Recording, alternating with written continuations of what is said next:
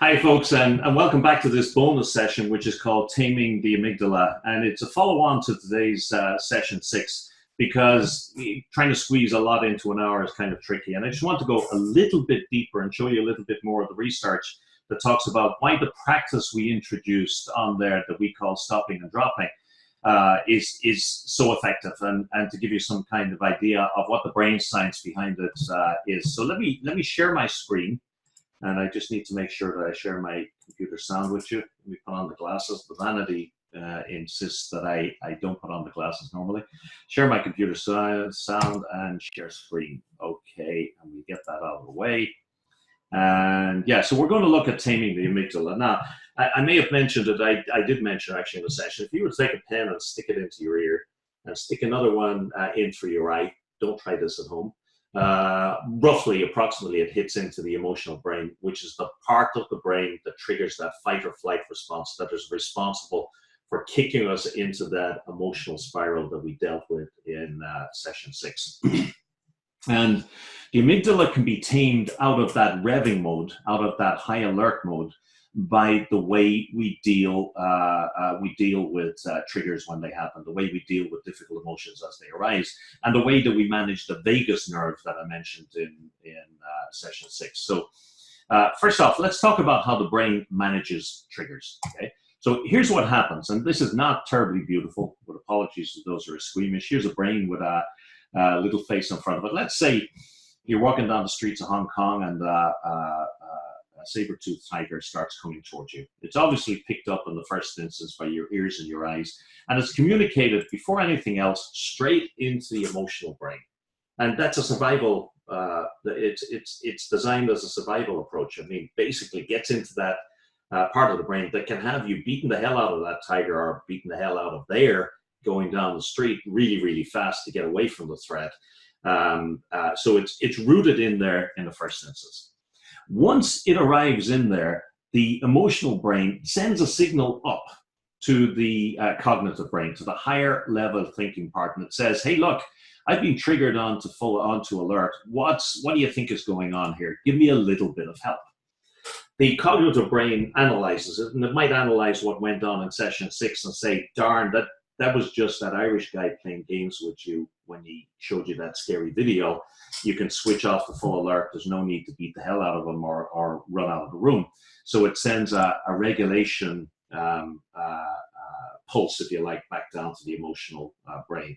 What happens, unfortunately, is when either you've had trigger after trigger after trigger, so threat after threat after threat comes onto you, well, then sometimes you get what Dan Goleman referred to as the amygdala hijack, that there is no time for that regulation capability to kick in, and you are just off and running, screaming, beating the hell out of something, or diving into deep stress or distress before you know where you're going. So self-regulation is not about avoidance of painful or fiery emotions. For God's sakes, don't press them down. You saw in the main session that, first off, sometimes it is appropriate that we have painful or fiery emotions. They're data. They tell us that something is going wrong and we need to pay attention to them. So pushing them down and swallowing them down as if they don't exist is not the way to go. Another is denying them, pretending, I can't hear you, I can't hear you. No, I'm not going to give way to this positive thought or this negative thought, or pasting some kind of empty positive thought on top of them to try and push them down. Doesn't help, because you're losing the data that is in the emotions. Dan Goleman has a great expression. He refers to the wisdom of emotions. We have in a part of the brain called the basal ganglia, essentially what I think of as a Rolodex. And it is a reference manual of all of the times that we've had emotional reactions to big events in our lives. And it stores there essentially what our emotional reaction was to the way we dealt with those events. So we have a Rolodex to look back through and see, how did I react to this sort of stimulus when it came up before?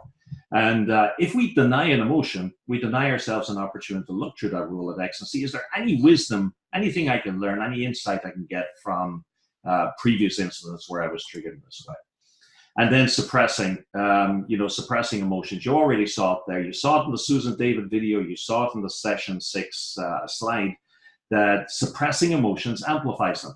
It's that chocolate bar in the fridge, or let me do this, the real old fashioned version of it right now, whatever you do not think of a lemon. Don't think of a lemon, okay? Now, when I said don't think of a lemon, 3/4 of you started salivating. I just know it. I've done it in the classroom all the time. So the more we try to suppress a thought, the more it raises its head, and the stronger it becomes amplified.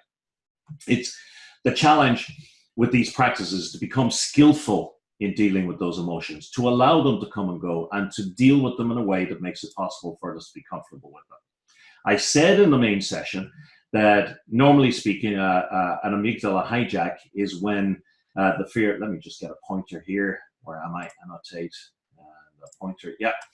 The fear stimulus, you see the saber-toothed tiger coming down the road, triggers the emotional brain, and it kicks off that entire response that you saw in the session 6. And the cognitive brain is not involved. It's a completely automated process. Well, the objective of all of the interventions that we're talking about is simply to start to involve the cognitive or the thinking brain, to intervene and stop that downward spiral from thoughts to emotions, thoughts to emotions, thoughts to emotions, and so on and so forth, by bringing attention to the emotions. The moment you bring attention to emotions arising in your body, your cognitive brain is involved, and you've interrupted that cycle, and you've given yourself a chance. We've seen this book earlier in the program. Really great book written by, I think it was in Auschwitz, but one of the concentration camps. He was a survivor. And he really basically says that we have a choice in the way we respond to things. And what your and my job in this session, with all of these techniques, is to try and make a bigger gap between the stimulus and the response. Here's what normally happens. Somebody walks up to you, like with that video, and they say, boo! You get that stimulus, you get the reaction. Oh my God, what was that? Oh, gee, God, and then a few moments later, after you've already jumped out of your seat, you recover and you say, it's just that Irish guy playing with us. Well, what we're trying to do is get from a situation where we go from stimulus to reaction, but more to stimulus to, I'm noticing this emotion arising. Now I can decide what I want to do with it. It's arising. Do I need to take action? Does this data tell me I'm in the wrong job? Does this data tell me that that's unjust and I should do something about it? Does this data tell me that this person is being treated unfairly in the workplace because they're part of a minority? And now you have a choice, and then you can react or you can respond instead of just blindly reacting. So these techniques are just about slowing the whole cycle down to give you that choice to go from stimulus to emotional awareness, to intention, to response. And that's what resilience is, the ability to be able to regain your emotional balance after a setback, rather than getting trapped into that spiral downwards in anxiety, anger, depression, or other negative emotions. I'm going to share this little piece of video with you. This is really important for you. It's really important for you because you got to understand the principle that we introduced earlier in the program of neuroplasticity, that says that essentially the brain grows according to the exercise you give it. We use the analogy of exercising your biceps, how they get bigger when you lift weights. Well, Sarah Lazar showed in her laboratory that when people do the sort of practices that we've just introduced in session 6, that you grow the part of the brain that is responsible for more effectively managing that response, and you also tame or shrink down the amygdala. You reduce the amygdala's automatic response. So let's just let you hear this little piece of video, and then I'll come back to you. And now, with the development of modern brain imaging technology, researchers are starting to understand the biological mechanisms underpinning the practice. While to an outsider, it looks like a person meditating isn't doing much, it turns out there's a lot happening in their brain. The really wonderful thing about MRI is that it lets us look at the human brain in a way that we couldn't before. Most of the work that we've done centers on how meditation can change the actual structure of the brain. Some of the research shows that part of the brain called the amygdala gets turned down. And the amygdala is important for the fight or flight response. So when you see something scary, so for instance, if you're walking in the woods and you suddenly see a snake out of the corner of your eye, your amygdala is going to alert you and say, oh, and make you jump.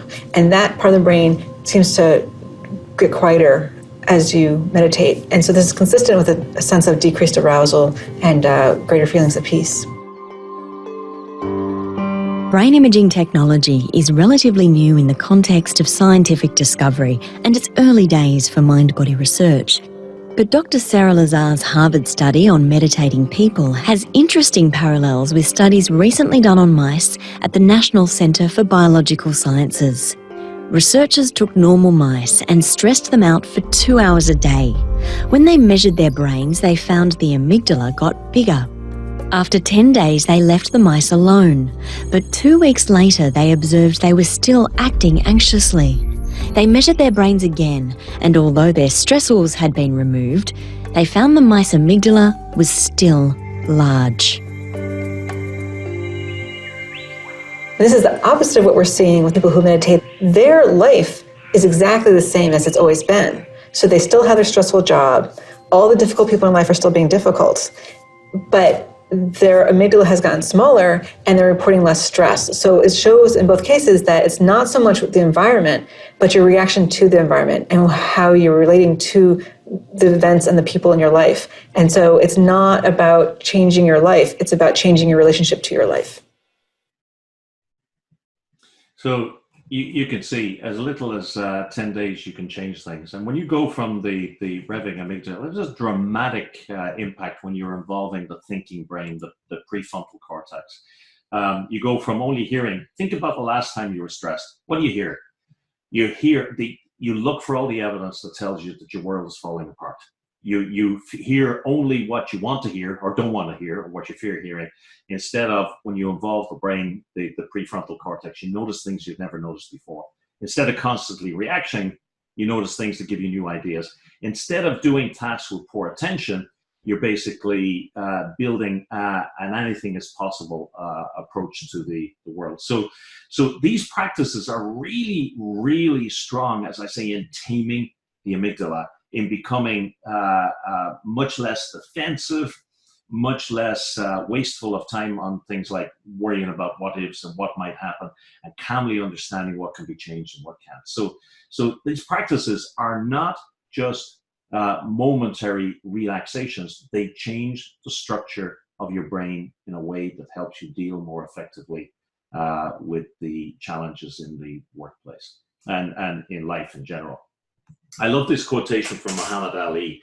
He says, everybody has a plan until they get hit. Isn't that the truth? Here is a really quick stack for dealing with triggers in the moment. I'm not going to rehearse it through, I'm just going to share it with you. And it's really just a repurposed version of something we looked at earlier in the program called the purposeful pause. And all it's about is slowing everything down to allow that frontal cortex to become involved and to create Frankel's gap, if you like, so that you can respond instead of react. So it's about really slowing things down. And it's really, hey, what do you do first? When you get triggered, stop. Just stop. Give yourself a beat. Take a breath. Whatever it is, just try to learn and train yourself to stop. Then take the 6 breaths that we spoke about. Consciously making the out breath at least as long and ideally longer than the in breath. Bring attention to your seat and your feet, which brings you, as you saw in session 6, into the moment.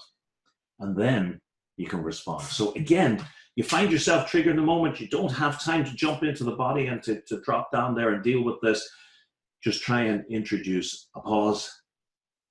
Try and train yourself to pause. Sometimes you'll find that the train has left the station before you've even thought of stopping. It's okay. Once you notice the train has left the station, it means you're more likely next time to be able to stop before the train leaves the station. So just pause the whole thing when you get triggered. Take those 6 breaths. Take the seat and feet, and then think, what can I do? Or as we said in one of the SIY practices, or the one SIY practice that I share in this program, what's important now? So that was just some extra light and shade and color on the amygdala part of managing emotions. This is such an enormous topic. And as I say, In session 7, we're going to be building upon this to look at how do you use this to tame that inner critic, that voice inside your head that tells you all of the things that you're not good at, all of that, and that criticizes you constantly. So once again, thank you very much for staying with the program up to this point, and we will see you on session 7. Take care.